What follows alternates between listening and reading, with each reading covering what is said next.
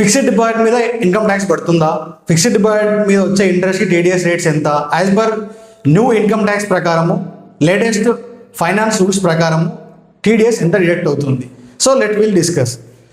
2026లో మీరు కనుక fixed deposit మీద ఇంట్రెస్ట్ ఇన్కమ్ వస్తూ ఉంటే, మీ ఏజ్ కనుక 60 సంవత్సరాల కన్నా తక్కువగా ఉంటే, మీ ఫిక్స్డ్ డిపాజిట్ మీద వచ్చే ఇంట్రెస్ట్ ఇన్కమ్ 50,000 కనుక క్రాస్ అవుతే మీకు టీడీఎస్ అనేది అప్లికబుల్ అవుతుంది. మీ ఏజ్ కనుక 60 సంవత్సరాల కంటే ఎక్కువగా ఉంటే, మీకు ఇంట్రెస్ట్ ఇన్కమ్ 1,00,000 రూపాయల కంటే ఎక్కువగా ఉంటే మీకు టీడీఎస్ అనేది అప్లికబుల్ అవుతుంది. సో సార్ టీడీఎస్ కట్ చేసినప్పుడు మరి అది ఎలా మనకి రీఫండ్ వస్తుంది? మీ ఇన్కమ్ కనుక ఆ సంవత్సరంలో 12 లక్షలు కనుక క్రాస్ అవ్వకపోతే మీ ఇన్కమ్ ట్యాక్స్ రిటర్న్ ఫైల్ చేసి రీఫండ్ క్లెయిమ్ చేసుకోవచ్చు. ఒకవేళ మీ 12 lakhs ఇన్కమ్ క్రాస్ అవుతే బేస్డ్ ఆన్ దట్ మీకు రీఫండ్ అనేది వస్తుంది. ఈ కంటెంట్ కనుక మీకు నచ్చితే లైక్ చేయండి, కామెంట్ చేయండి, సబ్స్క్రైబ్ చేయండి. Thank you for watching. This is CA Parashuram.